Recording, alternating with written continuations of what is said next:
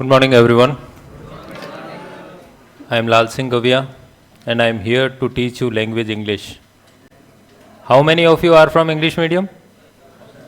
कोई नहीं, तो हिंदी में डालना पड़ी। वाह, चलो ठीक है जब। लेकिन जो टॉपिक चलेंगे वो तो किस में चलेंगे? लैंग्वेज तो हम कौन सी पढ़ेंगे? इंग्लिश। ठीक है, चलो पहले हम सिलेबस डिस्कस कर लेते हैं थोड़ा सा।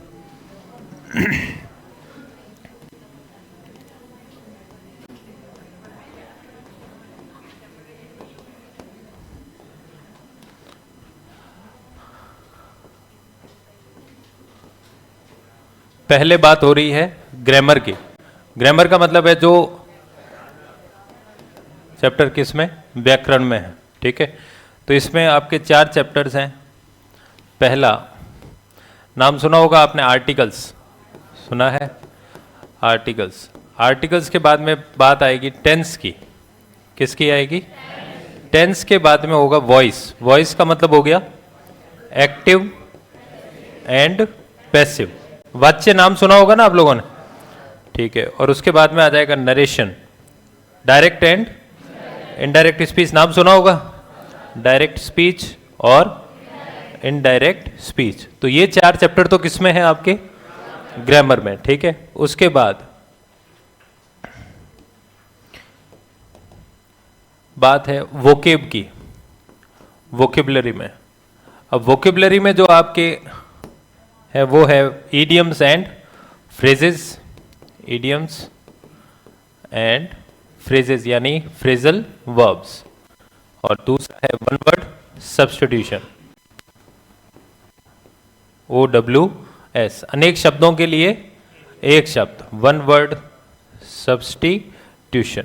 ये तो सुना होगा ना, अनेक शब्दों के लिए एक शब्द, या नहीं सुना है? सुना है, ठीक है। One word substitution. और फिर जो है लास्ट में आपके आता है टीचिंग मेथड्स।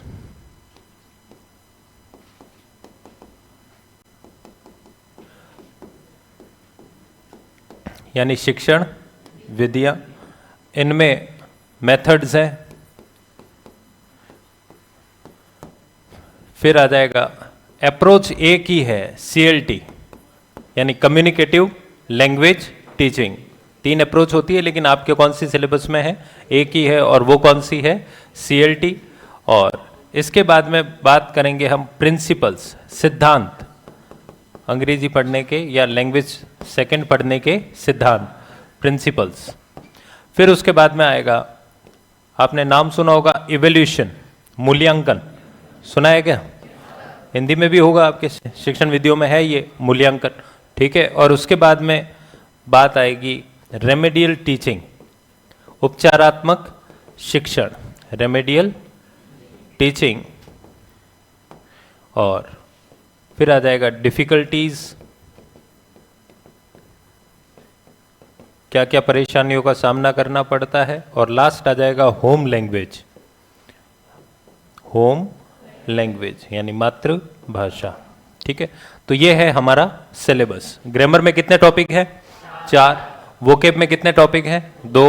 और टीचिंग मेथड्स में कितने हैं? लेकिन टोटल जो क्वेश्चन आएंगे वो कितने आएंगे? 9। कितने क्वेश्चन आएंगे? 9, जिनमें से 4 क्वेश्चन तो हैं, हम मान के चलते हैं किसके? ग्रामर के। किसके हैं? ग्रामर। 4 क्वेश्चन हैं टीचिंग मेथड्स के, टीचिंग मेथड्स। ठीक है, टीचिंग मेथड्स के 4 क्वेश्चन है। अब 4 या तो ये 3+2 होगा, 2 क्या हो जाएंगे? वोकेब के। वोकेबलरी में से कितने क्वेश्चन आ सकते हैं? 2। और या फिर ये हो जाएगा 4+1, 1 किसका आ जाएगा? वोकेब का, और 4 किसके आ जाएंगे? ग्रामर। अब वो तो कुछ भी हो सकता है। ठीक है, आपको तो सीधा बोल दिया ये सिलेबस है और ये क्वेश्चंस है। और कितने मार्क्स के हैं? तो 18 मार्क्स। पूरी टोटल इंग्लिश कितने मार्क्स की आएगी? 18 मार्क्स की। लेकिन क्वेश्चन कितने होंगे? 4 फिक्स हैं कि 4 किसके आएंगे? टीचिंग। और 5 जो चलेंगे वो चलेंगे वोकेब और ग्रामर में से। क्लियर हो गई बात? हाँ या ना? सिलेबस तो होगा सबके पास या नहीं है? मिल जाएगा नहीं तो, या नहीं मिला अभी तक? नहीं मिला तो बस चलो, लिखना है क्या ये? नहीं है? जिसको लिखना है फटाफट लिख लो, नहीं तो फिर आगे बढ़ते हैं। लिखना है तो लिखो, फटाफट लिखो। देखो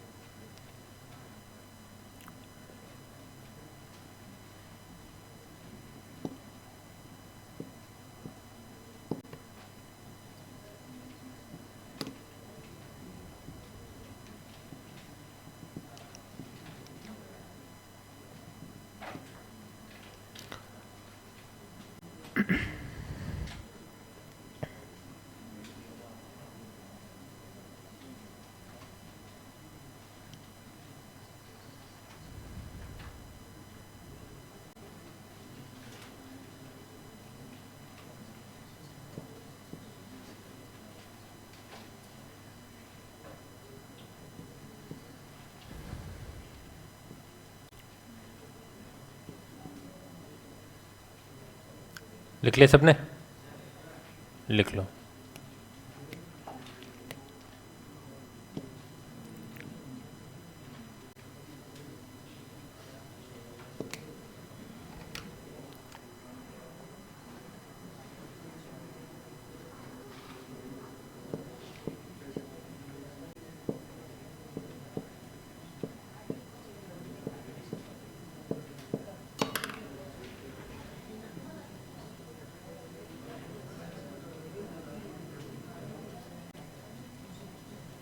बढ़े आगे? लिख लिया होगा ना सबने तो? ठीक है, तो क्वेश्चन टोटल कितना आएंगे हमारे? 9। वो 4 तो सीधे सीधे हैं, किस में से? टीचिंग। और जो 5 है वो वोकेब और ग्रामर। ठीक है, चलिए तो पहला जो टॉपिक है हमारा वो हम स्टार्ट करेंगे, कौन सा? ग्रामर स्टार्ट करेंगे, और उनमें है पहला आर्टिकल्स। अब ये लगभग हम 4th-5th क्लास से ही स्टार्ट हो जाते हैं सीखना। आर्टिकल्स चैप्टर तो स्टार्ट कहाँ से हो जाता है? 4th क्लास 5th क्लास से स्टार्ट हो जाता है। ठीक है, तो आर्टिकल्स की परिभाषा क्या है? किसी को पता हो तो डेफिनेशन यानी परिभाषा, कहाँ यूज होते हैं, कैसे यूज होते हैं? एनीवन? लिखिए आप लोग। अगर किसी को हिंदी में भी लिखना है तो थोड़ा जल्दी उतारना। Articles are the words which come before a noun and make that noun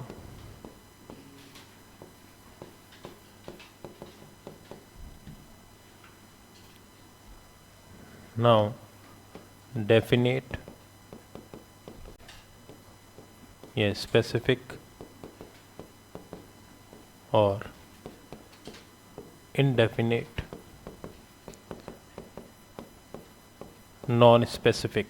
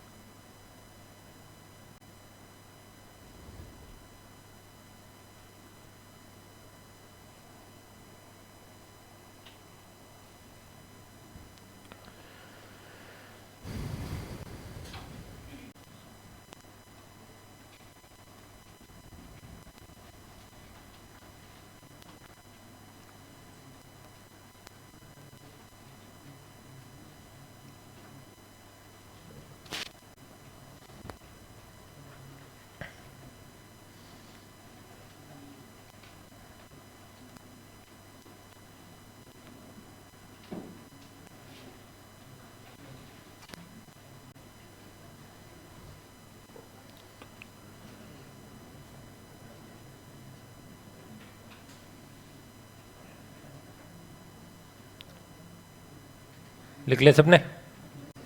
ठीक है, अब बताओ इसका हिंदी अनुवाद कर लोगे?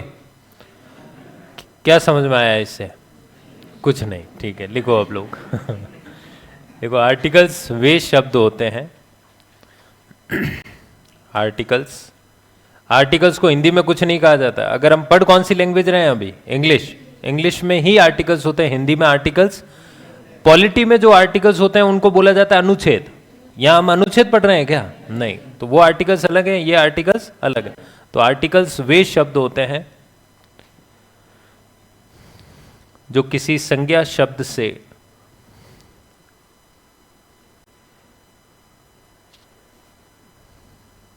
आर्टिकल्स वे शब्द होते हैं जो किसी संज्ञा शब्द से पहले लगकर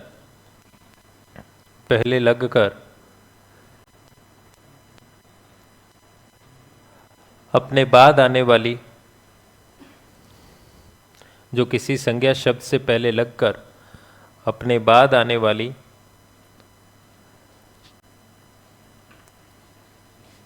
संज्ञा को निश्चित या अनिश्चित बनाते हैं।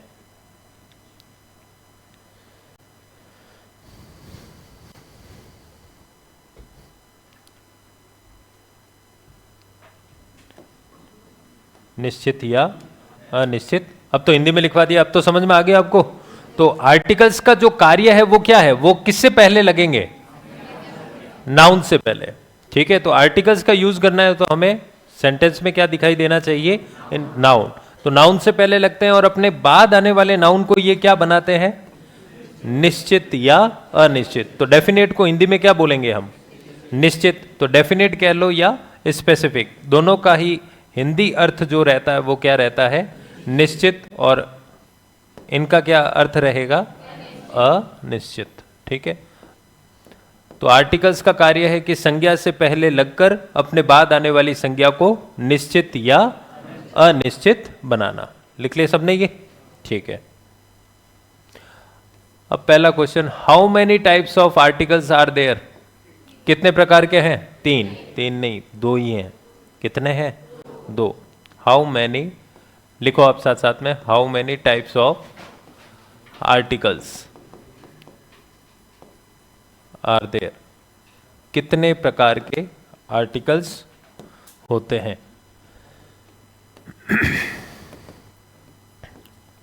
तो there are 2 types of articles.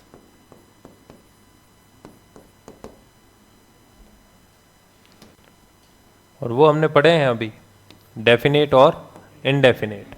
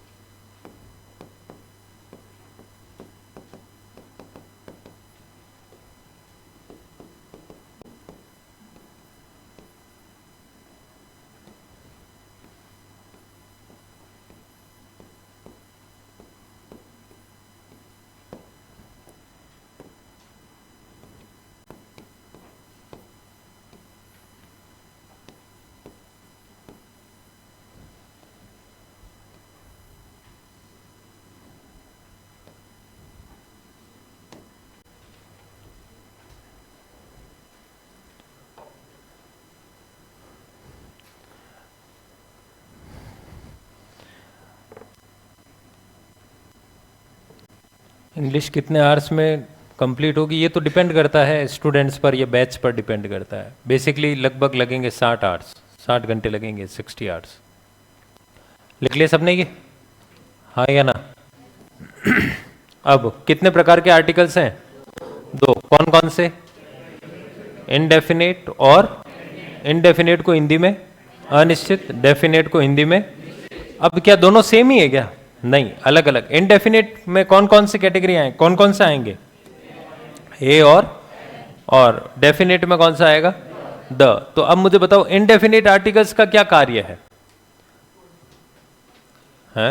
Articles का क्या काम है? अपने बाद आने वाली संज्ञा को निश्चित या, तो सीधी सी बात है इनडेफिनेट आर्टिकल का क्या काम होगा? अपने बाद आने वाली संज्ञा को अनिश्चित बनाएंगे या फिर अनिश्चित संज्ञा से पहले ए अथवा एन का यूज किया जाएगा।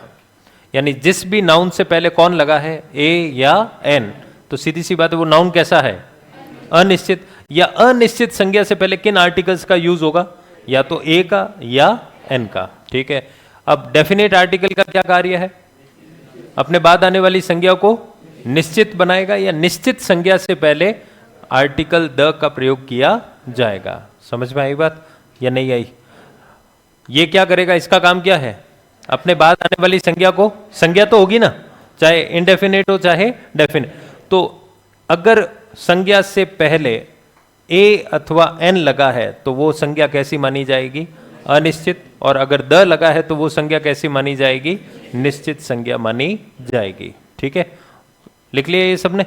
अब आप लिखिए उपर्युक्त, आगे लिखिए इसी में नोट डालकर, उपर्युक्त दोनों आर्टिकल्स में से, उपर्युक्त दोनों आर्टिकल्स में से किसी भी आर्टिकल का, किसी भी आर्टिकल का, किसी भी आर्टिकल का प्रयोग नहीं किया जा सकता हो, किसी भी आर्टिकल का प्रयोग नहीं किया जा सकता हो, तो इस स्थिति में, तो इस स्थिति में यदि उपर्युक्त दोनों आर्टिकल्स में से किसी भी आर्टिकल का प्रयोग न किया जा सकता हो, तो इस स्थिति में संज्ञा से पहले जीरो आर्टिकल, कौन सा article? Zero article. Zero article को ही कहा जाता है no use of article. Zero article या नो यूज ऑफ आर्टिकल, या हम इसको एक और नाम से जानते हैं omission of articles. Omission of articles, जिसका साइन जो होता है वो होता है इंग्लिश अल्फाबेट में जैसा एक्स होता है, या फिर हम कह सकते हैं क्रॉस।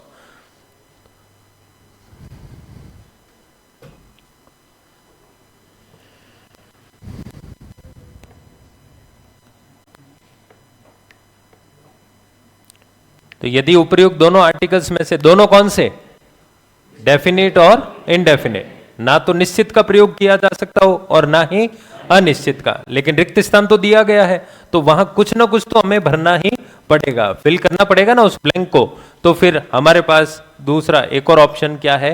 जीरो आर्टिकल, या हम कह सकते हैं नो यूज ऑफ, या हम कह सकते हैं ओमिशन ऑफ आर्टिकल्स। ठीक है, यानी किसी भी आर्टिकल का प्रयोग और उसका जो साइन होता है वो क्या रहता है? क्रॉस। क्या रहता है? क्रॉस। तो बताओ आर्टिकल्स क्या होते हैं? आर्टिकल्स किससे पहले लगते हैं? संज्ञा से पहले, नाउन से पहले लगते हैं, और अपने, इनका कार्य क्या है? अपने बाद आने वाली संज्ञा को निश्चित या अनिश्चित बनाते हैं। ठीक है, इनका कार्य समझ में आ गया आपको? ठीक है, और इनको लगाने के लिए हमें जरूरत किसकी है? संज्ञा की। किसकी जरूरत है? ठीक है, कितने प्रकार के आर्टिकल्स हैं? कौन कौन से? इनडेफिनेट और इनडेफिनेट कौन से हैं? डेफिनेट कौन सा है? इनडेफिनेट का क्या कार्य है? अपने बाद आने वाले संज्ञा को अनिश्चित बनाएंगे, ए एन है ना, तो अनिश्चित बनाएंगे। और डेफिनेट का क्या कार्य है? अपने बाद आने वाली संज्ञा को ये निश्चित बनाएंगे। समझ में आ गई बात यहां तक? और जहां इन दोनों ही आर्टिकल्स का यूज ना किया जा सकता हो तो वहां पर हमारे पास एक ऑप्शन और अवेलेबल है, और वो कौन सा है? तो क्या हम अपनी मन मर्जी से ए एन द या कुछ भी लगा सकते हैं क्या? नहीं, जहां जो यूज होना होगा वो ही हमें यूज करना पड़ेगा। क्लियर हो गई बात? अब सबके नियम है, ए एन के नियम अलग हैं, द के नियम अलग है, क्रॉस के अलग हैं, तो सबके हमें धीरे धीरे देखने ही पड़ेंगे। अब सब क्या अभी 15 मिनट में सारे के सारे यूजेस हो सकते हैं क्या?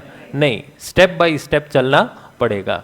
ठीक है, चलिए। तो ये लगते किससे पहले आर्टिकल्स? नाउन से पहले। तो थोड़ा हमें पहले किसको देखना पड़ेगा? नाउन को। क्वेश्चन नाउन का नहीं आएगा, लेकिन आर्टिकल्स लगते किससे पहले हैं? नाउन से पहले। तो थोड़ी हमें जानकारी किसकी होनी चाहिए? नाउन की, यानी संज्ञा की। इसकी परिभाषा तो आती होगी, ये तो हम सेकंड थर्ड से ही स्टार्ट हो गए पढ़ना। क्या होती है? तो सीधा सीधा अगर बोला जाए तो किसी भी चीज का नाम जो कहलाता है वो क्या कहलाता है? Noun. Noun is a naming word, यानी जो भी हमारे इर्द गिर्द है, ये TV, camera, bench, table, boy, girl, ये सब क्या है? स्टूडेंट, टीचर, ये सब क्या है? नाउन है। ठीक है, तो noun is a naming word. और जो हम बचपन से पढ़ते आ रहे हैं तो वो है noun is a name of person, place, animal और thing. The name of a person, place, animal, thing और idea और notion। ये लिखिए आप लोग एक बार।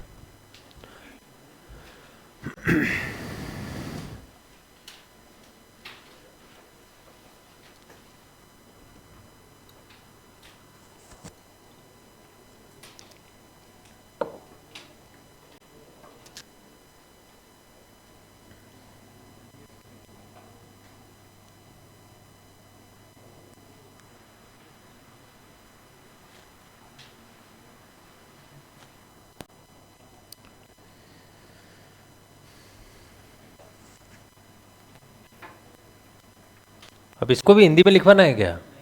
नहीं, बस ये तो बचपन से ही पढ़ते आ रहे हैं ना। संज्ञा किसका नाम है? या तो किसी व्यक्ति का, व्यक्ति, वस्तु, स्थान, जानवर या भाव के नाम को क्या कहा जाता है?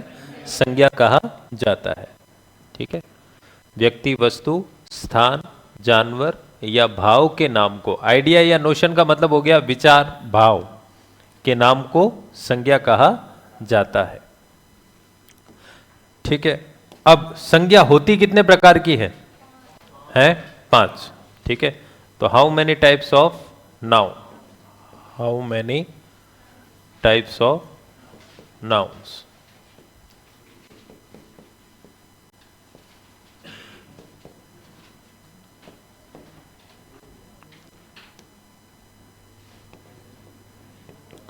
तो there are 5 types of noun. Types कह लो चाहे काइंड्स कह लो।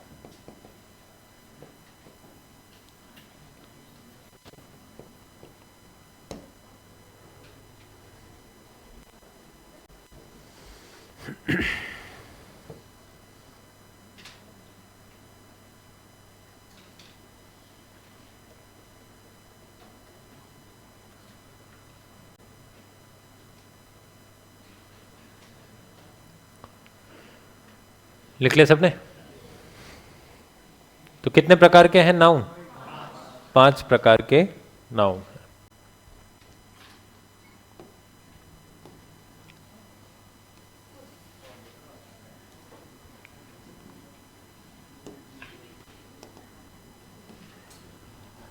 नाम सुना होगा, व्यक्तिवाचक संज्ञा और सब सुना है? कौन कौन से? पहला प्रॉपर नाउन। कौन सा नाउन है? Proper noun. ठीक है, दूसरा कौन सा नाउन है? कॉमन नाउन, जातिवाचक संज्ञा। पहला हो गया व्यक्तिवाचक संज्ञा, दूसरा हो गया जातिवाचक संज्ञा, यानी प्रॉपर नाउन, कॉमन नाउन। तीसरा कौन सा होता है? कलेक्टिव नाउन, समूहवाचक संज्ञा, कलेक्टिव नाउन। फिर चौथा आता है मटेरियल, नाम सुना होगा ना आपने, द्रव्यवाचक या पदार्थवाचक, मटेरियल नाउन, द्रव्यवाचक संज्ञा। और लास्ट में आ जाता है हमारा एब्स्ट्रैक्ट नाउन, एब्स्ट्रैक्ट नाउन। तो कितने नाउन हो गए? 5। पहला proper noun, common noun, collective noun, material noun और एब्स्ट्रैक्ट नाउन। व्यक्तिवाचक संज्ञा, जातिवाचक संज्ञा, समूहवाचक संज्ञा, द्रव्यवाचक संज्ञा और भाववाचक संज्ञा। ठीक है, एक बार लिखो इनको।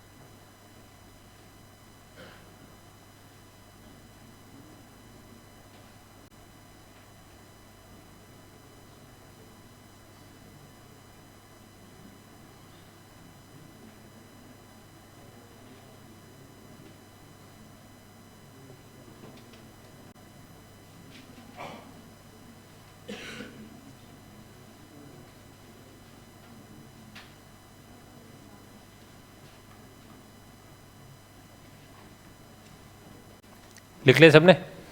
पढ़े आगे। अब देखो, जैसे जैसे इंग्लिश आगे बढ़ती गई, शुरुआत में तो इंग्लिश के कितने भेद थे?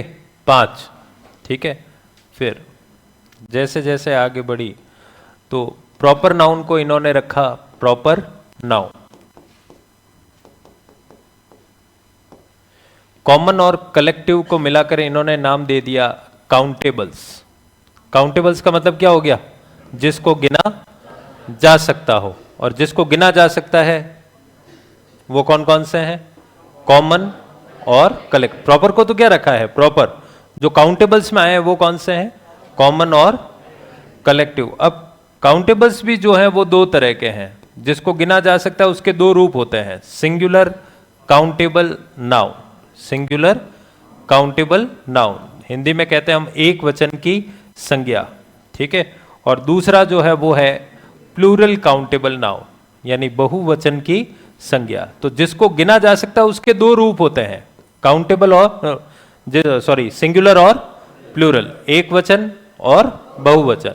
तो प्लूरल काउंटेबल नाउन और सिंगुलर काउंटेबल, सिंगुलर का क्या बनाया जा सकता है? प्लूरल। प्लूरल का वापस क्या बनाया जा सकता है? सिंगुलर। तो ये किस कैटेगरी में जाते हैं? काउंटेबल्स। ठीक है, और फिर बात आती है किसकी? मटेरियल, और इनको रखा गया किसमें? Uncountable noun. अनकाउंटेबल का मतलब हो गया जिसको गिना नहीं जा सकता, अनकाउंटेबल नाउन।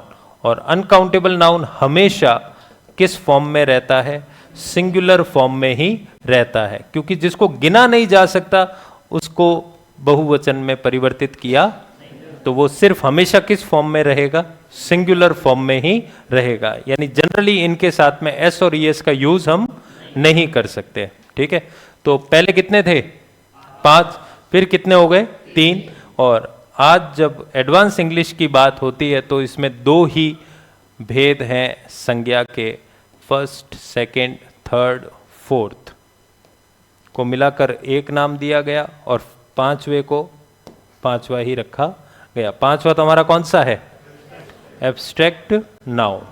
ठीक है, एब्स्ट्रैक्ट नाउन। एब्स्ट्रैक्ट नाउन को हिंदी में कहते हैं, और इन चारों को मिलाकर कौन से 4? प्रॉपर, कॉमन, कलेक्टिव और मटेरियल। इन चारों को मिलाकर एक नाम दिया गया और वो नाम है क्या? Concrete noun. क्या नाम है? कॉन्क्रीट। कंक्रीट का मतलब क्या होता है? बजरी। अब बजरी नहीं, यहां पर क्या नाम रहेगा? जिसका कोई मूर्त रूप हो। क्या हो? जिसका कोई मूर्त रूप हो उसको क्या कहा जाता है? Concrete noun. साकार रूप हो, मूर्त रूप हो, और एब्स्ट्रैक्ट जो है वो क्या हो गया? अमूर्त। तो मूर्त का अमूर्त क्या है? विलोम है या पर्यायवाची है? विलोम है। मूर्त का अमूर्त, अमूर्त का मूर्त। उसी तरह कॉन्क्रीट और एब्स्ट्रैक्ट दोनों एक दूसरे के क्या हैं, सिनोनिम है या एंटोनिम है? एंटोनिम है। सिनोनिम तो क्या होता है, पर्यायवाची। तो ये तो एक दूसरे के पर्यायवाची हैं क्या? नहीं, ये दोनों एक दूसरे के क्या हुए, एंटोनिम्स, यानी विलोम शब्द। तो एडवांस इंग्लिश में कितने भेद हैं? दो। कौन कौन से? कॉन्क्रीट और एब्स्ट्रैक्ट। कॉन्क्रीट और, अब जब मैंने कॉन्क्रीट को बोल दिया तो मुझे अलग से मैं प्रॉपर कॉमन कलेक्टिव बोलूंगा क्या? नहीं, कॉन्क्रीट बोल दिया इसका मतलब आप समझ गए कि इन चारों में से कोई ना कोई एक जरूर है, चाहे वो प्रॉपर हो, चाहे वो कॉमन हो, चाहे वो और एब्स्ट्रैक्ट को एब्स्ट्रैक्ट ही रखा है। अब लिख लो एक बार।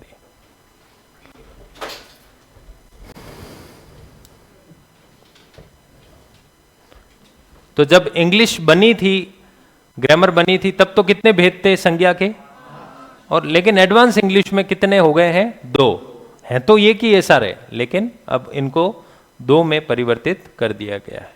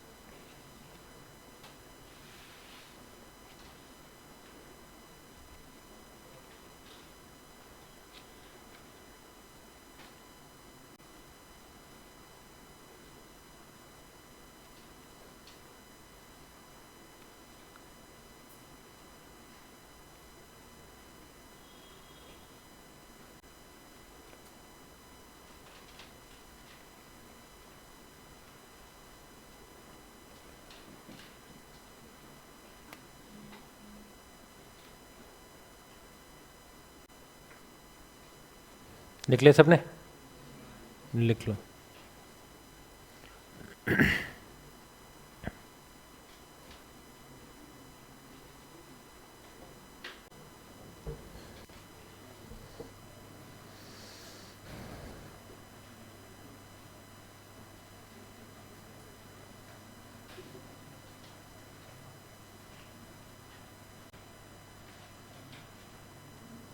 पहले कितने थे? 5। Proper, common, collective, material, abstract. फिर कौन कौन? प्रॉपर, काउंटेबल्स और अनकाउंट। काउंटेबल्स में 2। कौन कौन से? सिंगुलर और प्लूरल। और यूं इधर से देखा जाए तो कॉमन और कलेक्टिव जो है वो किस में आते हैं? काउंटेबल्स में। काउंटेबल्स का मतलब होता है जिसको गिना जा सकता है, और जिसको गिना जा सकता है उसके 2 रूप होते हैं, एक वचन और बहुवचन। और फिर बात आ गई मटेरियल और एब्स्ट्रैक्ट की, तो ये किस में जाएंगे? अनकाउंटेबल्स। अनकाउंटेबल्स का मतलब होता है जिसको गिना, और जिसको गिना नहीं जा सकता उसको बहुवचन बनाया नहीं जा सकता। ठीक है। फिर एडवांस इंग्लिश में 2। कौन कौन से? कॉन्क्रीट और एब्स्ट्रैक्ट। एब्स्ट्रैक्ट तो है ही अलग ही, और कॉन्क्रीट बोल दिया इसका मतलब हमने एक साथ किसको बोल दिया? 4 नाउन को। कौन कौन से हैं वो? Proper, common, good. अब जो है जनरल क्या डिफरेंस होता है इन 500 बिंदुओं में वो हम देख लेते हैं। पहला है, अब जैसे मैंने वर्ड लिखा, देखो मैंने लिखा बॉय या मैंने लिखा गर्ल, ये किस नाउन में जाएंगे? कॉमन। Very good. कौन से नाउन में जाएंगे? अब ये काउंटेबल है या अनकाउंटेबल है? काउंटेबल, इनको गिना जा सकता है ना, ठीक है। उसी तरह मैं अगर लिख देता हूं स्टूडेंट, तो कॉमन, स्टूडेंट भी क्या है? कॉमन। टीचर भी क्या है? डॉक्टर क्या है? कॉमन, ठीक है। उसी तरह मैं अगर लिख देता हूं कोई वर्ड, लेक, रिवर या canal, ocean, city, state, country, ये सब किस कैटेगरी में जाएंगे? लिखना नहीं, अभी ध्यान देना यहां पर। किस में जाएंगे? कॉमन नाउन में। फोर्ट या बिल्डिंग, तो ये सब जो जाएंगे वो कॉमन में जाएंगे। लेकिन अगर मैं यहां पर लिख देता हूं अविनाश, तो ये किस में जाएगा? प्रॉपर में। ये किस में जाएगा? किसी भी व्यक्ति का एक पर्टिकुलर नाम है तो वो किस कैटेगरी में जाएगा? प्रॉपर नाउन में, ठीक है। अब अविनाश की जगह मैंने शिवानी कर दिया, उससे कोई फर्क पड़ जाएगा क्या? नहीं, ये भी किस में रहेगा? प्रॉपर नाउन में, ठीक है। उसी तरह मैंने लिख दिया लेक पिछोला, नाम सुना होगा आप लोगों ने, ठीक है। अब मैंने जैसे ही वर्ड बोला लेक, तो आपको पता चल गया क्या किस लेक के बारे में बात हो रही है? नहीं। लेकिन जब मैं बोलूंगा पिछोला, तो पता चल जाएगा ना आपको, हाँ या ना? तो जिससे पता चल जाए एग्जैक्ट, तो वो किस नाउन में जाते हैं? प्रॉपर नाउन में, ठीक है। और अब उसी तरह रिवर, अब बताओ मैं किस नदी की बात कर रहा हूं? नहीं, नदी की बात कर रहा हूं, लेकिन कोई सी भी नदी हो सकती है, तो ये पूरी जाति को बताता है। किसको बता रहा है? और जाति को बताने वाले को जातिवाचक संज्ञा यानी कॉमन नाउन। तो रिवर, अगर मैं यहां पर गंगा लिख रहा हूं या नाइल लिख रहा हूं, तो किस में जाएगा? ये प्रॉपर नाउन में। उसी तरह आपने नाम सुना होगा पनामा, पनामा नहर नाम सुना है? कैनल है ना, पनामा नहर, स्वेज नहर, ऐसे नाम सुने होंगे ना, इंदिरा गांधी नहर, ये सुने हैं। तो कैनल है, इसका मतलब कोई सी भी नहर हो सकती, ये जातिवाचक को बता रहा है। लेकिन पनामा कितनी है? पनामा कितनी है? एक है, तो वो प्रॉपर में जाएगा। उसी तरह ओशन का मतलब होता है महासागर। किस महासागर के बारे में बात हो रही है? नो आइडिया, ठीक है। तो महासागर तो कितने हैं हमारे? 4, और वैसे 5 हैं, लेकिन 4 हम, तो ओशन जो है महासागर पता नहीं चल रहा। लेकिन अगर मैं लिख दूं यहां पर पैसिफिक, तो बताओ पैसिफिक कितने हैं? ये भी 4-5 है क्या? नहीं, कितना है? 1। उसी तरह सिटी, कौन सी सिटी के बारे में बात हो रही है भाई? नो आइडिया, कोई पता नहीं है, बस है क्या? सिटी है। तो अब मैं अगर लिख देता हूं यहां पर जोधपुर, या मैंने लिख दिया जयपुर, तो बताओ ये किस कैटेगरी में जाएगा? Proper noun. और ये किस कैटेगरी में जाएगा? अब मैं स्टेट की बात करूं तो कॉमन, लेकिन मैं राजस्थान लिख दूं तो प्रॉपर। अगर मैं इंडिया लिख दूं तो प्रॉपर, अमेरिका कर दूं तो प्रॉपर, लेकिन कंट्री कर दूं तो कॉमन। कोई सा भी देश हो सकता है, कोई आइडिया नहीं है, वो पूरी जाति को बता रहा है, कोई सा भी देश, ठीक है। लेकिन इंडिया कितने हैं? अमेरिका कितना है? 1। लेकिन ठीक है।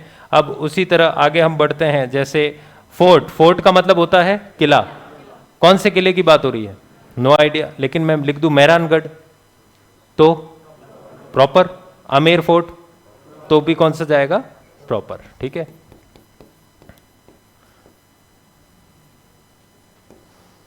बिल्डिंग लिखा मैंने, तो बिल्डिंग क्या है?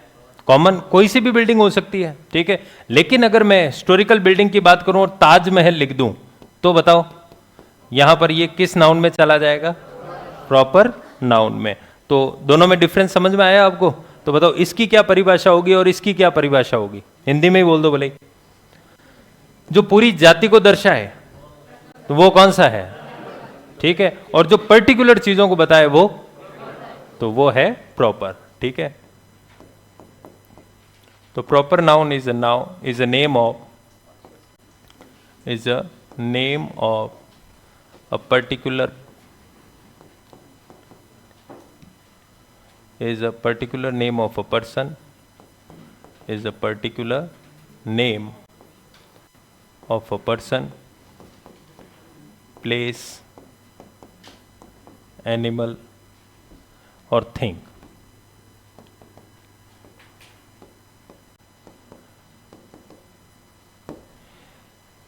यानी व्यक्ति, वस्तु, स्थान या जानवर का एक निश्चित नाम। अब जैसे यहां पर हो सकते हैं जगदीश नाम के 10 स्टूडेंट हो सकते हैं, लेकिन जब मैं बोलूंगा जगदीश खड़े हो जाओ, सारे जगदीश का, तो क्या सारे स्टूडेंट खड़े हो जाएंगे या खड़े हो जाएंगे क्या? नहीं, जिनका नाम जगदीश है वो ही खड़े होंगे। तो वो जगदीश किस कैटेगरी में जाएगा?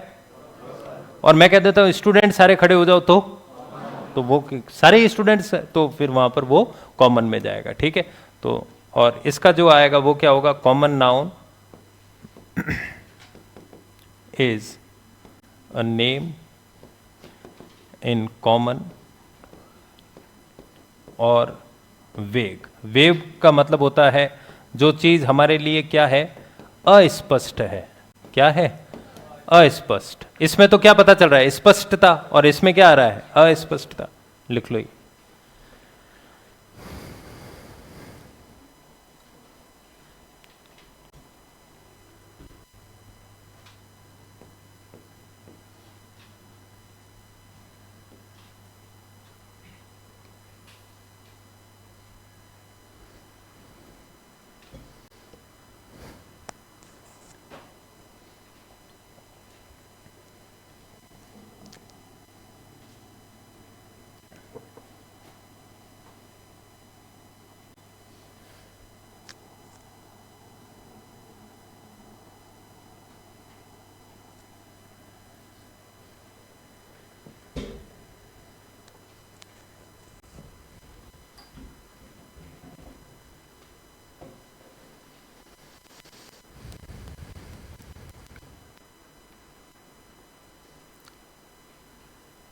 हाँ जगदीश डेफिनेट ही है मनीषा।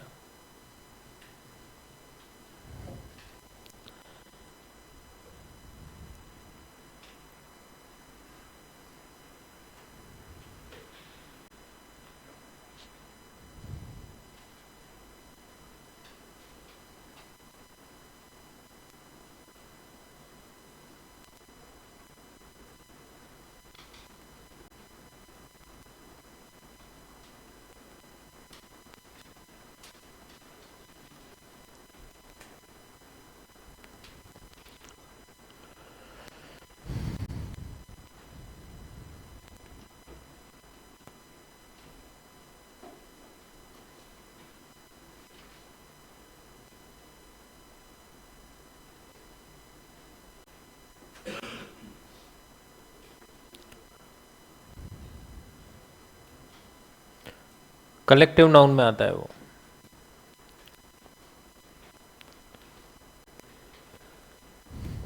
लिख लिया सबने? लिख लो। जो पूरी जाति का बोध कराए वो क्या कहलाएगा? Common noun. तो आप लिख देना, जो पूरी जाति का बोध कराए उसे जातिवाचक संज्ञा कहा जाता है, हिंदी में लिखना हो तो।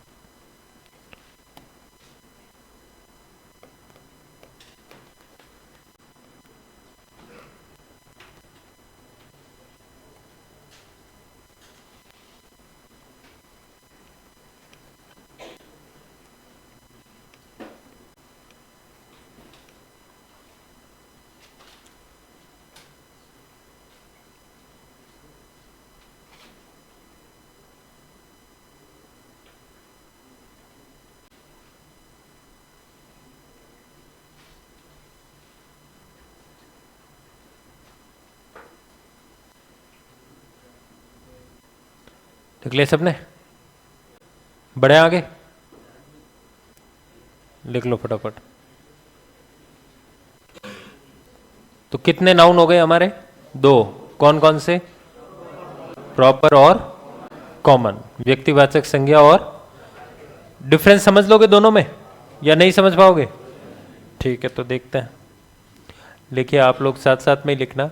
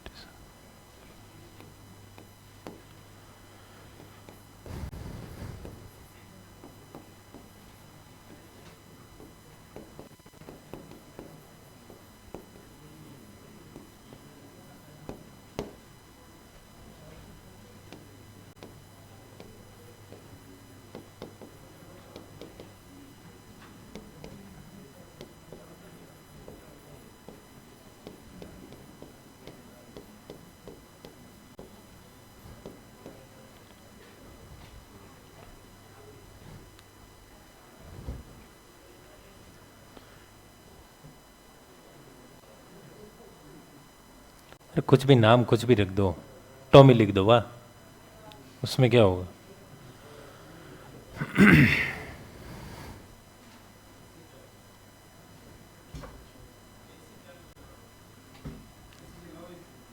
यहाँ पर है वो एसी चालू कर देना। इंग्लिश पढ़ रहे हैं, कब से एसी तो चालू करना ही पड़ेगा ना।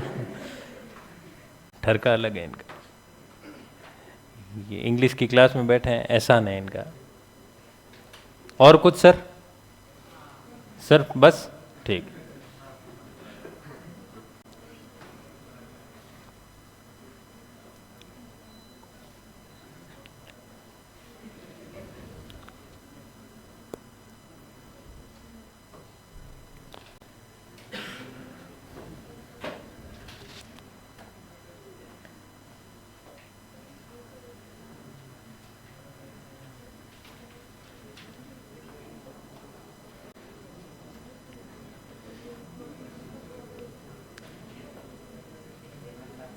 लिख लिया सबने?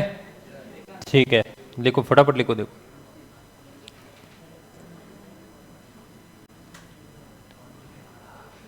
अब देखो कितने सेंटेंसेस हैं? 4। इनमें कॉमन नाउन कौन सा है भी या नहीं है, ये बताओ चारों में। पहले में कौन सा है भी या नहीं है? है। कौन है? गर्ल। गर्ल क्या है? अभी लिखवाया था मैंने आपको। गर्ल क्या है? Common noun. ठीक है, ये कॉमन नाउन है। चलो दूसरे में सिटीजन।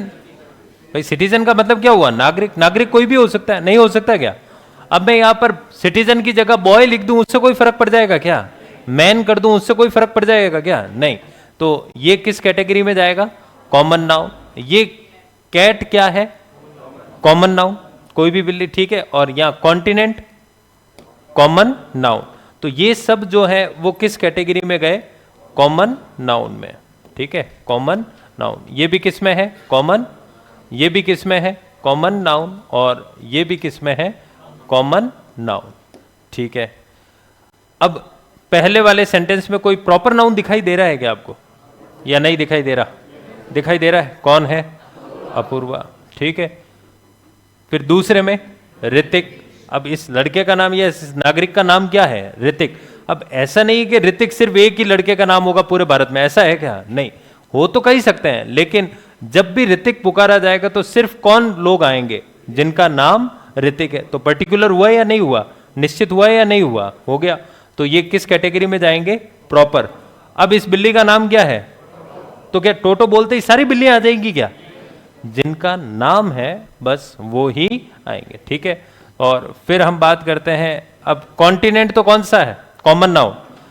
लेकिन एशिया, ये किस कैटेगरी में जाएगा? प्रॉपर नाउन में। ठीक है, एशिया कितने हैं?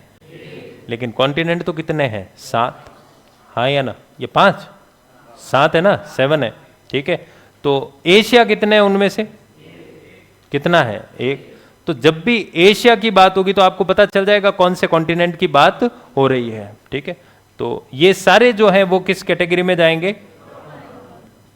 Proper noun.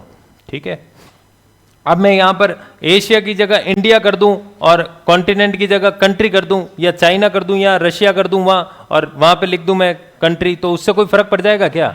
तो इंडिया किस कैटेगरी में आएगा? Proper noun. और कंट्री किस कैटेगरी में जाएगा? Common noun.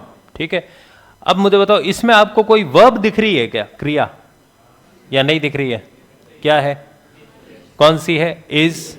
यहां पर भी क्या है? इज। यहां पर भी क्या है? इज। ये भी इज। तो ये जो कैटेगरी जाएगी वो नाउन में आएगी क्या?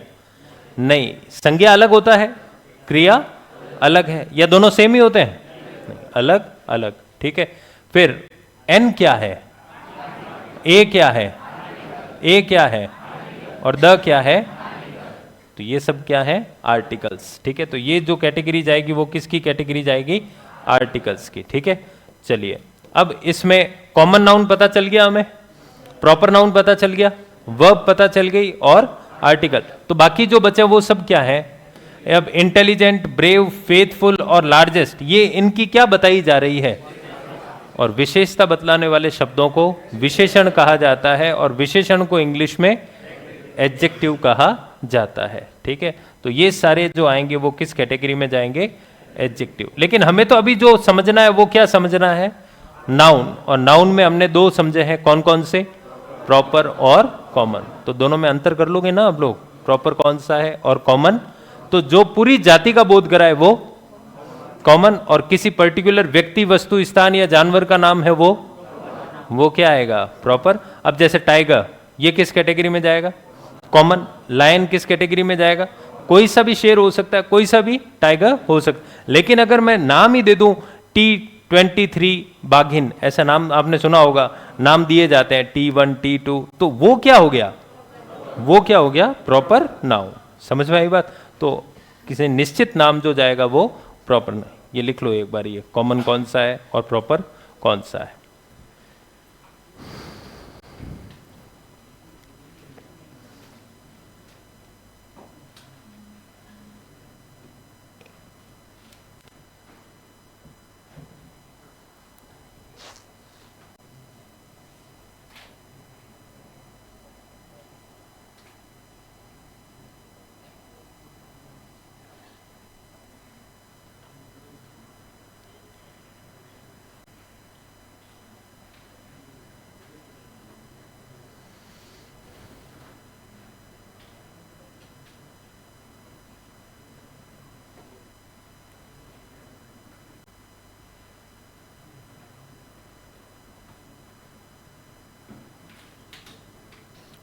लिख लिया सबने?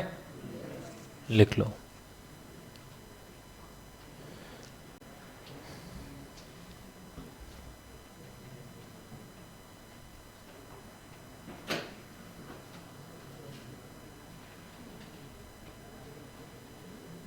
तो आपके चैप्टर है क्या? नाउन है क्या आपके? नहीं। लेकिन आपके चैप्टर कौन सा है सिलेबस में? लेकिन आर्टिकल लगता किससे पहले है? तो इसलिए हमें थोड़ी जानकारी किसकी होनी चाहिए? नाउन की। ठीक है, दो नाउन हो गए हमारे। ठीक है, तीसरा नाउन जो हम देखेंगे वो है मटेरियल नाउन। कलेक्टिव करवा दूंगा, पहले आप ये लिखो, भूला नहीं हूं मैं। Material noun. मटेरियल नाउन को हिंदी में कहा जाता है द्रव्यवाचक, या हम बोल सकते हैं पदार्थवाचक। ठीक है, या हम कह सकते हैं द्रव्यवाचक।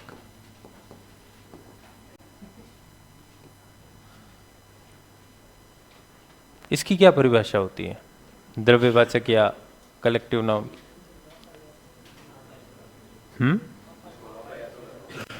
वेरी गुड, लिखिए आप लोग।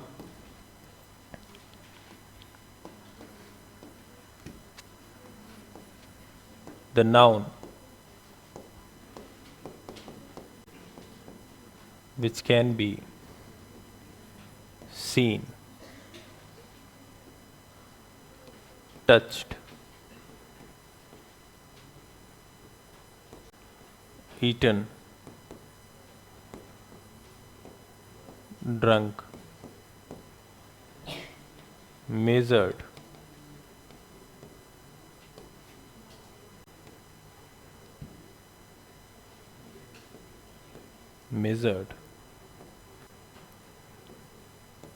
but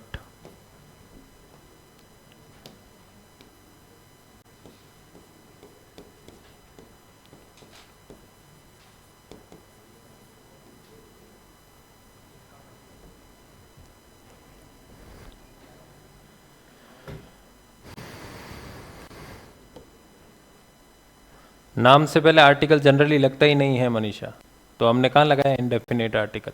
नाम से पहले कहाँ लगाया है?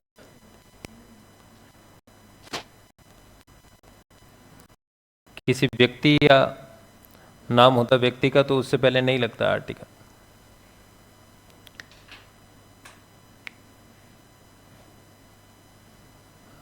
जैसे हम हिंदी में बोले राकेश आ रहा है मेरी ओर, तो हम क्या बोलते हैं? Rakesh, the Rakesh is coming towards me, या Rakesh is coming towards me, बस सीधा जनरली वो। लेकिन अगर उसको हम निश्चित बना दे तो बात अलग हो जाती है। लिख लिया सबने ये?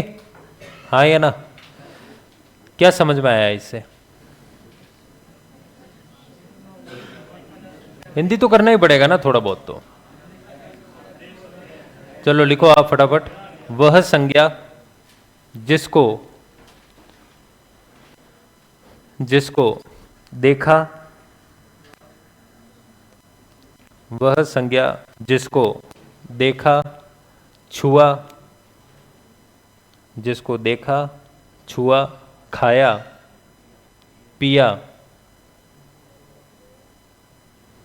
मापा या तोला जा सकता हो, जिस संज्ञा को देखा छुआ खाया पिया मापा या तोला जा सकता हो, लेकिन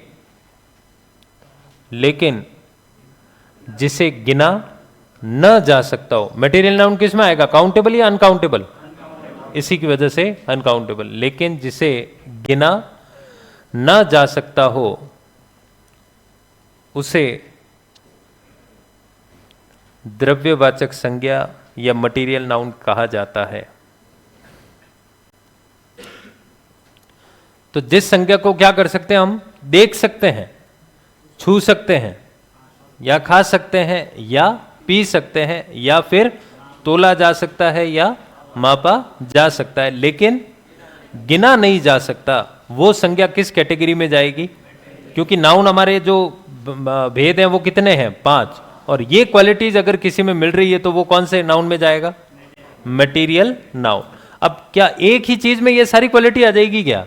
नहीं, इनमें से अगर कोई क्वालिटी है तो वो जनरली क्या रहता है, अनकाउंट, ये मटेरियल नाउन। जैसे देखो मैंने वर्ड लिखा वाटर, वाटर को देखा जा सकता है या नहीं देखा जा सकता है?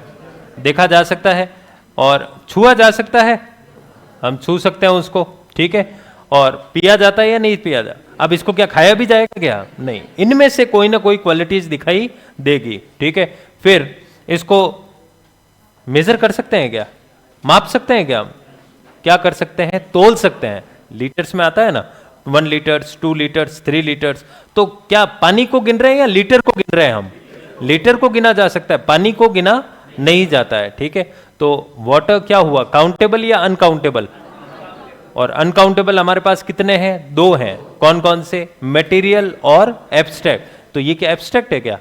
ये क्या है, मटेरियल, क्योंकि इसको देखा जा सकता है, छुआ जा सकता है, पिया जा सकता है, ठीक है। फिर उसी तरह मैंने अगर वर्ड लिख दिया मिल्क, इसको गिना जा सकता है क्या?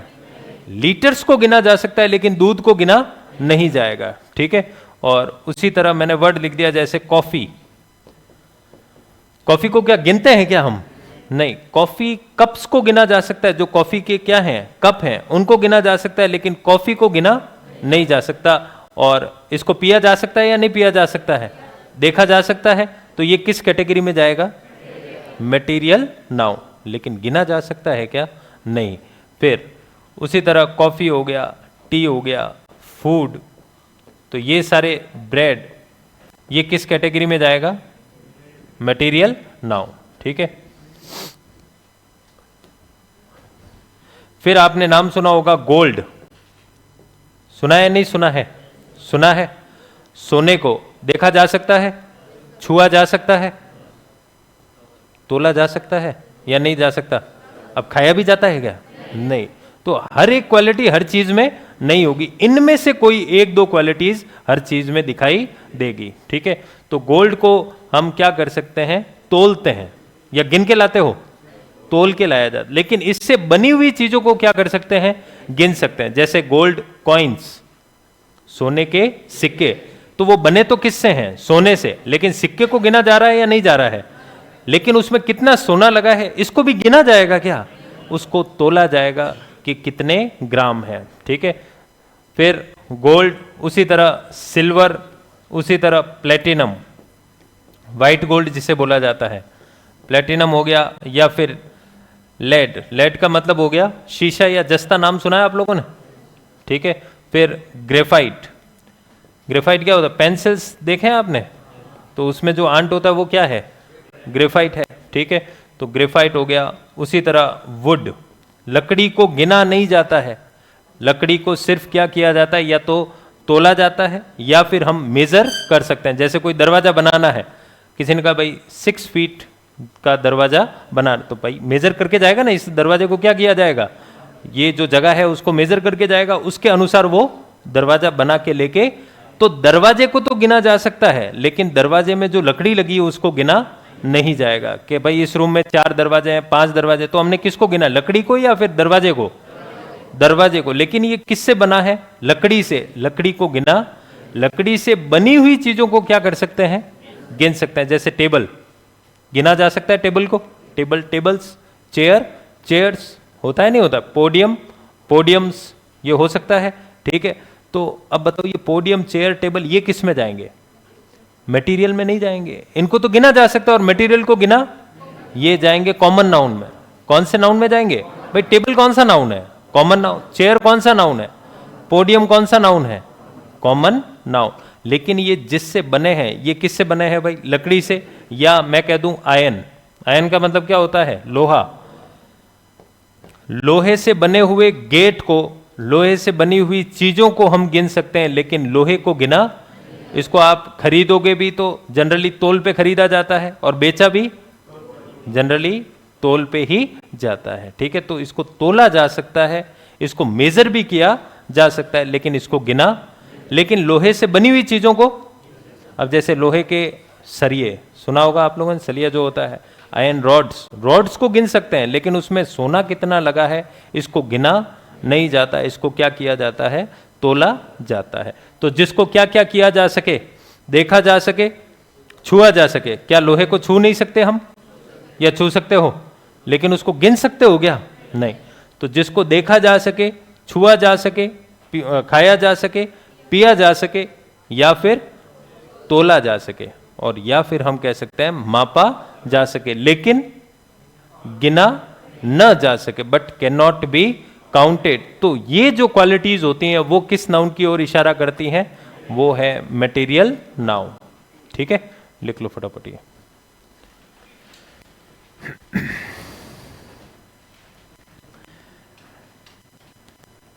चपाती को गिना जा सकता है, लेकिन उसमें गेहूं कितना लगा इसको भी गिना जाएगा क्या?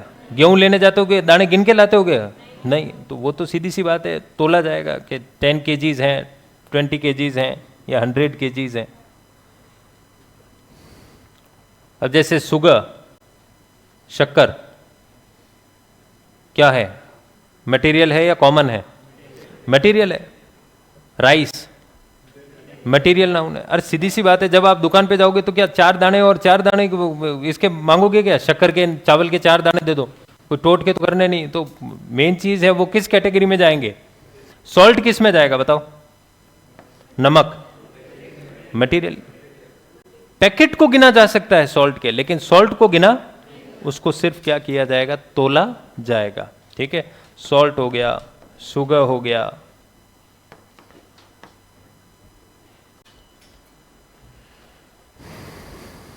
ब्रेड को गिना नहीं जाता है, ब्रेड की स्लाइस को गिना जाता है, ब्रेड को गिना नहीं जा सकता, वो मटेरियल है। ब्रेड के जो लोफ्स हैं उनको गिना जा सकता है, ब्रेड पैकेट्स को गिना जा सकता है, लेकिन ब्रेड को गिना नहीं जाता है। लिख लिया सबने? बड़े आगे, ठीक है। तो कितने नाउन हो गए हमारे? कौन कौन से? प्रॉपर, कॉमन और मटेरियल। अब मुझे बताओ, इन तीनों में तो अंतर कर लोगे ना आप लोग? कौन सा मटेरियल है, कौन सा प्रॉपर है, और कौन सा कॉमन है? कर लोगे या नहीं कर पाओगे? तो फ्लोर किस में आता है? Flower, FLOUR। देखो एक वर्ड होता है FLOWER, और एक होता है FLOUR, और एक होता है FLOOR।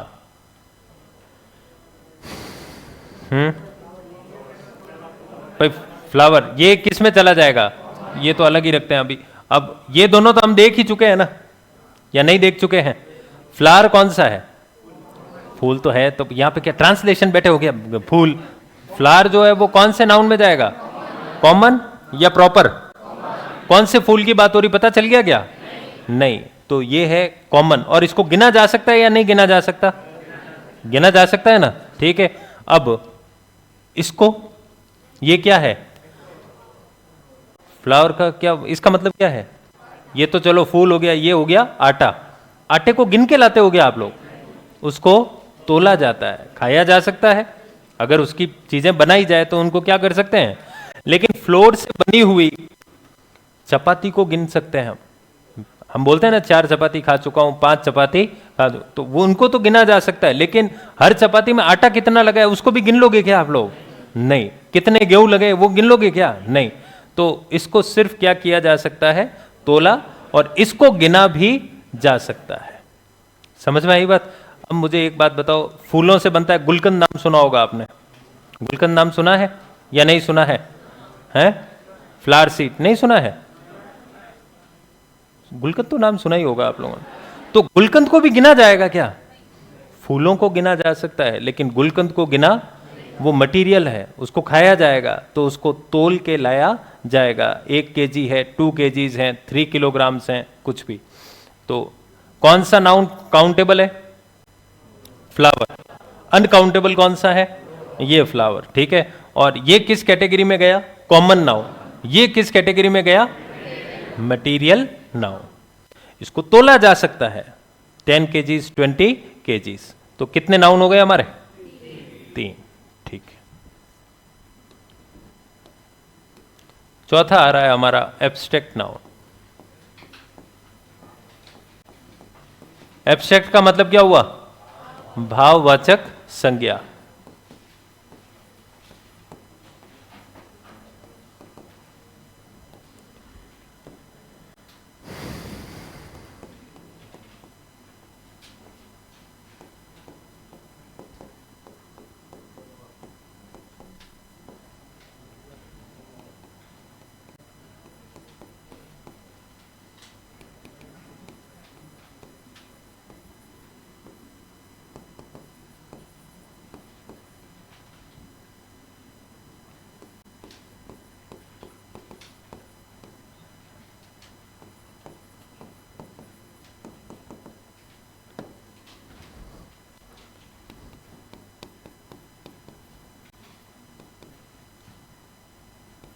It cannot be counted.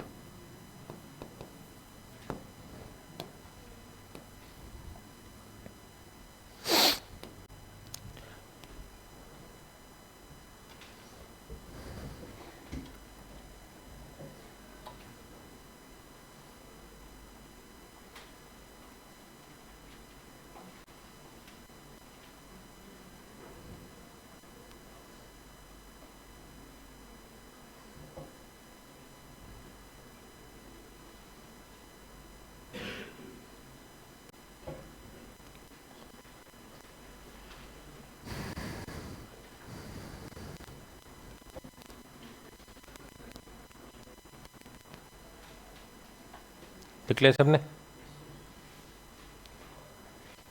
इसका मतलब क्या हुआ भाई? जिसको सिर्फ क्या किया जा सकता है? महसूस किया, जिसको ना तो देखा जा सकता हो, ना छुआ जा सकता हो, ना ही गिना जा सकता हो, सिर्फ और सिर्फ क्या किया जा सकता हो? महसूस किया जा सकता हो, उसको क्या कहा जाता है? या हम कह सकते हैं किसी भी विचार या फीलिंग के नाम को क्या कहा जाता है? Material noun. और इसको गिना नहीं जा, तो आप लिख दो वह नाउन, वह संज्ञा जिसको सिर्फ महसूस किया जा सके, वह संज्ञा जिसको, वह संज्ञा जिसको सिर्फ महसूस किया जा सके।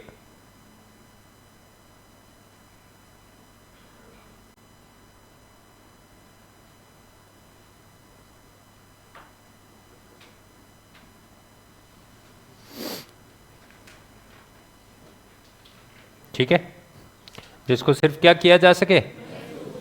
फ्लोर जो आएगा वो जाएगा उसमें मटेरियल में, जिसको सिर्फ हम नाप सकते हैं, तोल नहीं सकते, उसको सिर्फ क्या किया जा सकता है? मेजर किया जा सकता है कि ये कितने फीट का है, 6 फीट। जैसे हम रूम बनाते हैं तो देखते हैं ना कि 15 बाई 15 का है, 20 बाई 20 का है, ठीक है। तो जैसे छत को देखते हैं वैसे ही फ्लोर को देखा जा, तो उसको क्या कर सकते हैं हम?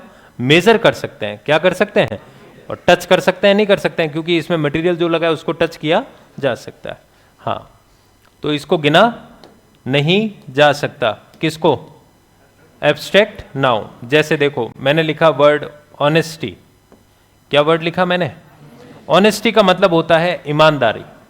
क्या अर्थ होता है? अब मुझे बताओ, ईमानदारी को देखा जाता है क्या?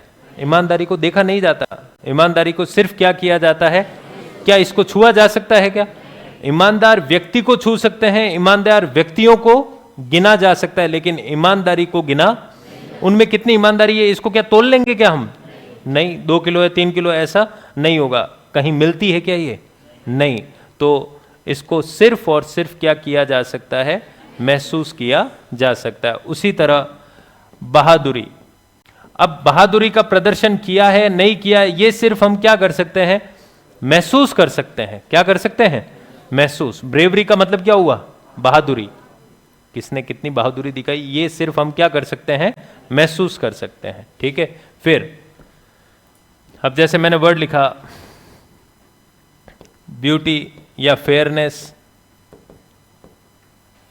यानी सुंदरता या गोरापन को देखा नहीं जाता है, सिर्फ क्या किया जा सकता है? महसूस किया जा सकता है। अब किसी सुंदर लड़की या सुंदर बच्चा है, ठीक है, तो क्या उसको सुंदरता को देख लोगे क्या? आप लोग देखते नहीं, हम सिर्फ क्या कर सकते हैं? महसूस। अब कोई लड़की जो है वो अब 4 किलो मेकअप थेथड़ के आई है, तो वो होगा क्या? उसको गिना नहीं, वो सिर्फ क्या किया जा सकता है?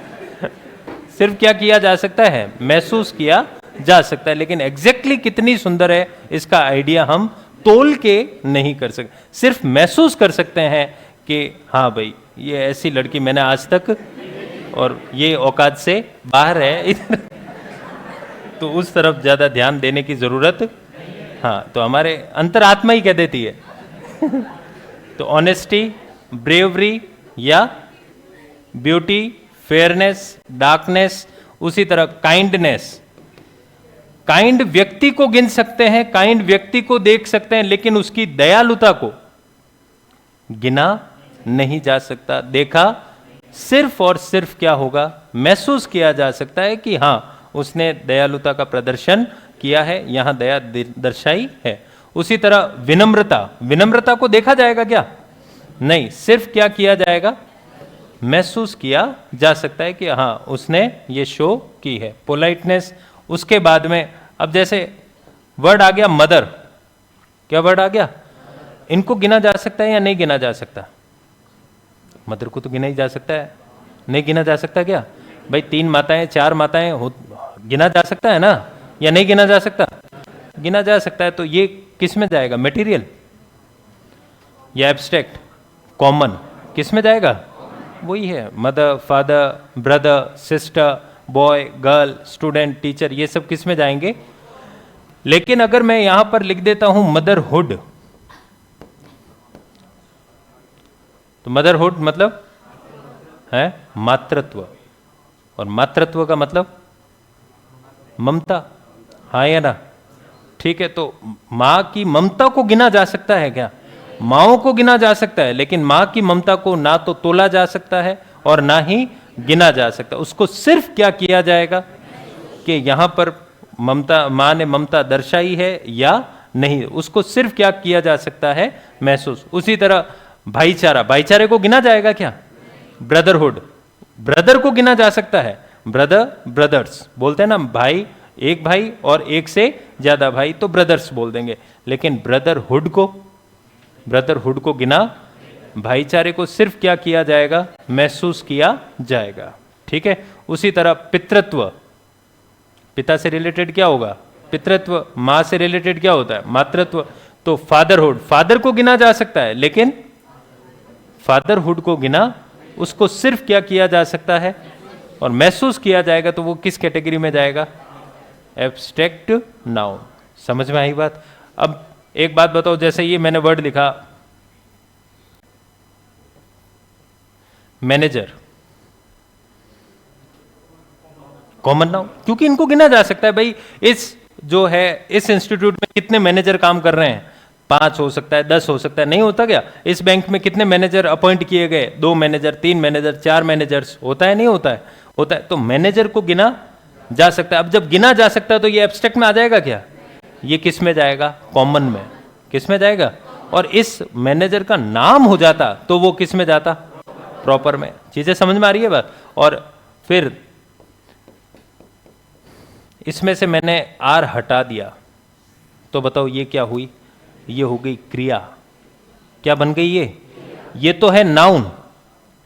जैसे ही आर हटाया तो ये क्या नाउन ही रहा क्या? ये किस में तब्दील हो गया?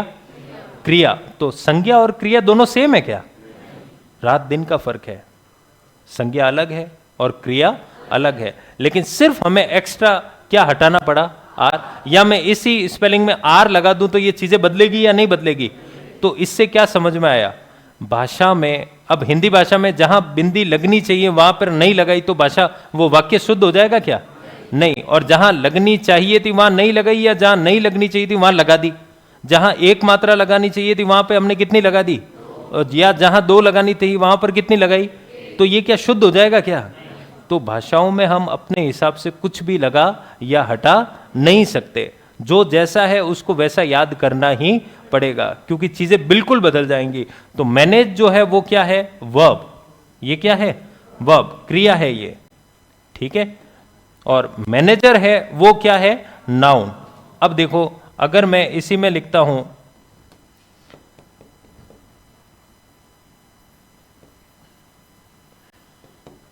अब बताओ मैनेज में मैंने क्या लगाया आगे? मेंट लगा दिया। क्या लगा दिया? देखो पहले सिर्फ मैनेज था, फिर आर लगाया और फिर मेंट लगाया, तो ये क्या तीनों शब्द एक ही हो गए क्या? तीनों में रात दिन का फर्क आ जाएगा। जैसे देखो, अब ये क्या है बताओ? मैनेजमेंट क्या है? मैनेजमेंट को गिना जा सकता है क्या? नहीं गिना जाता। सिर्फ और सिर्फ आप इसको क्या कर सकते हो? महसूस। जैसे इसी रूम का हम देखें, लाइट बराबर है, एकदम रोशनी बराबर आ रही है, पैनल बराबर है, बैठने की व्यवस्था अच्छी है, एसी तो अभी चलवाया ही है, हाँ या ना? तो व्यवस्था कैसी है? अच्छी है। तो ये आप लोगों ने क्या किया है? महसूस किया, देखा नहीं गया है। देखा जाता तो आप बिना देखे कोई चीज या देख के बता देते, लेकिन उसको क्या करना पड़ता है? महसूस करना पड़ता है। फिर हम जो है उसका आकलन करते हैं कि अच्छा है या बुरा है, ठीक है। तो मैनेजमेंट को गिना नहीं जाएगा, देखा नहीं जाएगा, सिर्फ और सिर्फ क्या किया जाएगा? महसूस किया जाएगा। तो महसूस करेंगे तो फिर वो किस कैटेगरी में जाएगा? तो ये भी नाउन है और ये भी नाउन है, लेकिन क्या दोनों सेम नाउन है क्या? नाउन में भी बदलाव है और दोनों में रात दिन का फर्क है। ये है काउंटेबल और ये है गणनीय, और ये है अनकाउंटेबल, और वो हो गया, नहीं सॉरी, ये है सिंगुलर काउंटेबल और वो हो गया अनकाउंट। इसका सिंगुलर का क्या बना सकते हैं हम? प्लूरल, बहुवचन बनाया जा सकता है एस लगाकर, मैनेजर्स, लेकिन इसका प्लूरल बनाया। तो समझ में आई इंग्लिश क्या है क्या नहीं है? कि कुछ भी हमें अपने हिसाब से नहीं करना है, पढ़ना तो पड़ेगा, ठीक है। तो अब इनमें से हमारे एब्स्ट्रैक्ट नाउन में कौन कौन से नहीं आएंगे? इनमें से तो ना तो मैनेजर आएगा और ना ही मैनेज, क्योंकि ये दोनों अलग हो गए, ठीक है। ये तो सिर्फ समझाने के लिए है, लिखना जरूर अलग से लिख देना इनको।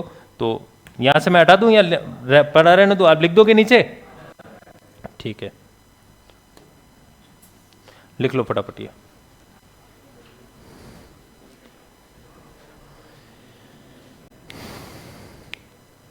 एयर दोनों में आता है, एब्स्ट्रैक्ट में भी आता है और दूसरा मटेरियल में भी आ जाता है। अगर आप लैब में हैं तो आप उसमें आप देखोगे, लेबोरेटरी में गैस को, एयर को देखा जा सकता है। गैस को काउंट का वहाँ होता है ना, उसमें यूटेंसिल्स में जो थोड़े थोड़े वेसल्स जो होते हैं उनमें गैस देखी जा सकती है, नहीं देखी जा सकती है?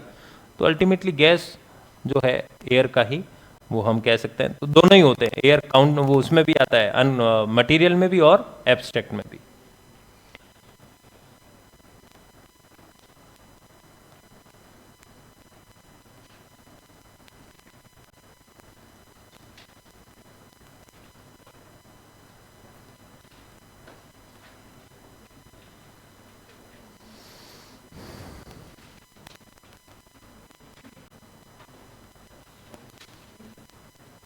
देख लिया सबने? तो समझ में आ गया ना ये?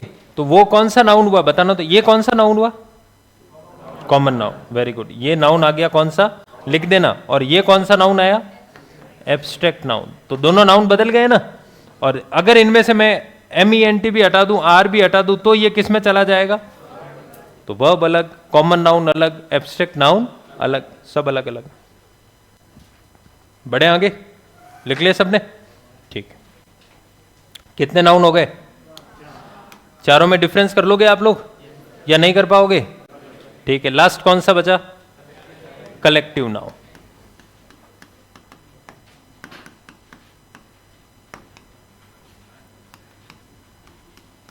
कलेक्टिव नाउन को हिंदी में कहा जाता है समूहवाचक संज्ञा। अच्छा बताओ इसमें क्या होगा भाई? समूहवाचक क्या होता है? ग्रुप क्या? हाँ समूह तो है। तो देखो ये आधा अधूरा ज्ञान है हमें। क्या मैं यहाँ इस क्लास में बैठे सभी स्टूडेंट्स को राम नाम से बुला सकता हूँ क्या? सीता नाम से बुला सकता हूँ क्या? नहीं, क्योंकि सभी का अपना क्या है? एक निश्चित नाम है, हम उसी नाम से जाने जाते हैं। हाँ, एक व्यक्ति का नाम एक से ज़्यादा हो सकता है या कई व्यक्तियों का एक नाम हो सकता है, वो बात अलग है। तो उसी तरह हर समूह को भी एक नाम से संबोधित नहीं किया जाएगा। हर समूह का अपना क्या होता है? निश्चित नाम, और वो उस नाम से जाना जाता है। तो सिर्फ समूह है ऐसा नहीं, हर समूह का अपना एक निश्चित नाम। तो लिखो आप लोग, collective noun is a particular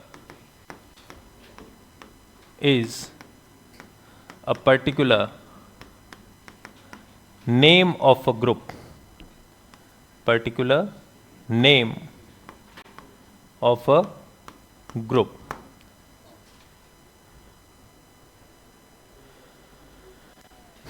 नहीं, ब्रेवरी को देखा जाता तो फिर बताओ कहां पड़ी? अभी देखा नहीं जाता, उसको सिर्फ क्या किया जा सकता है? महसूस किया जा सकता है। हमें लगता है कि हम देख रहे हैं बहादुर, लेकिन उसको हम क्या कर रहे हैं? महसूस कर रहे हैं। तो वो थोड़ा सा हमें डिफरेंशिएट करना पड़ेगा।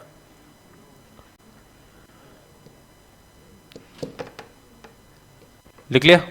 क्या अर्थ हुआ इसका? हिंदी अर्थ बनाओ इसका। Collective noun is a particular name of a group. लिखो आप, समूहवाचक संज्ञा वह संज्ञा होती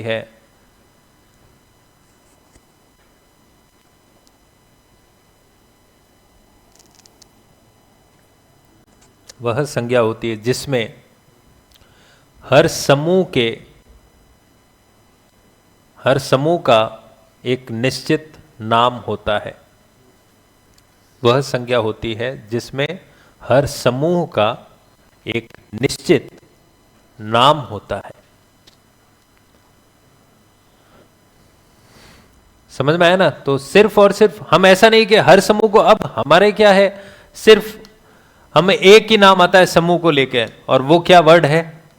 ग्रुप। क्या वर्ड है? ग्रुप। लेकिन हर समूह को ग्रुप नाम से संबोधित किया नहीं जा सकता। हाँ, ऐसा नहीं कि ग्रुप नाम से संबोधित ही नहीं किया जा सकता, किया जा सकता। कई ग्रुप्स के लिए हम ग्रुप वर्ड का यूज करते हैं, जैसे ऑफ बॉयज या पीपल। पीपल का मतलब क्या हुआ? लोग। तो लोगों के समूह को जो है ना, इंग्लिश में क्या बोला जाता है? ग्रुप। लड़कों के समूह को भी क्या बोला जाता है? ग्रुप। कोई बात नहीं, इसमें बोला जा सकता है। लेकिन अगर यही समूह ऑफ गर्ल्स या लेडीज, ब्यूटीज, या हो जाए ऑफिसर्स, या हो जाए स्वॉन्स, और या हो जाए ऑटर्स,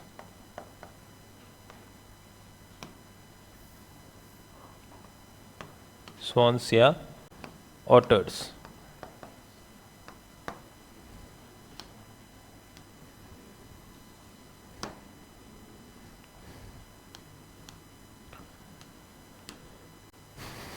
अब जैसे ये पहला वाला समूह तो किसका है?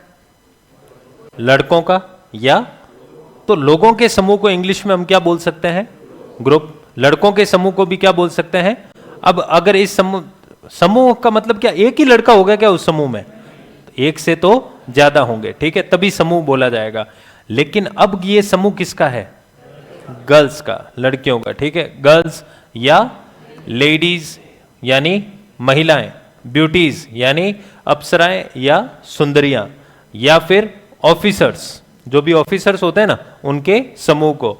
स्वॉन्स का मतलब होता है हंस। क्या है? हंस। हंस को इंग्लिश में क्या बोला जाता है?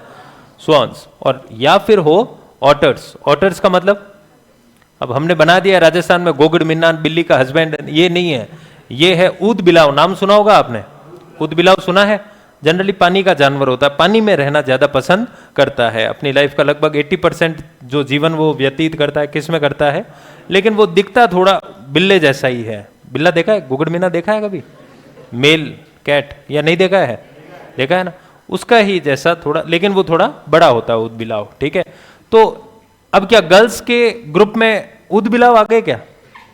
नहीं, ऊद बिलावों का समूह अलग है, गर्ल्स का समूह, लेडीज का, सुंदरियों का, आगे ऑफिसर्स का अलग है, और हंसों का अलग। ये सब एक में मिक्स।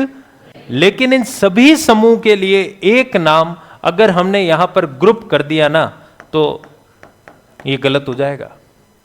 बोलने में तो हम कुछ भी बोल जाएं, जनरल कम्युनिकेशन कर रहे हैं ना, हम आपस में बातचीत कर रहे हैं, तो आप कुछ भी बोलो, आपको कोई रोकने वाला। लेकिन एग्जामिनेशन में भी नंबर मिल जाएंगे क्या? वहां पर नंबर कटते हैं, माइनस में चले। तो इसलिए इनके ग्रुप को बोला जाता है, ये क्या ना, बस गर्ल्स को देखते बीवी, बेबी नहीं बेबी एक ये एकमात्र रीजन है कि तुम लोग सिंगल हो, कारण कि तुम हर चीज में एक ही चीज नजर आ रही है, बीवी। इसको बोला जाता है विवाह। बीवी क्या बोला जाता है? वर्ड ही है, लिखो आप लोग, बाकी काम तो समझ में आया कुछ आज या नहीं आया? हर समूह का अपना क्या होता है? एक निश्चित नाम, और उस नाम से ही उस समूह को जाना जाता है।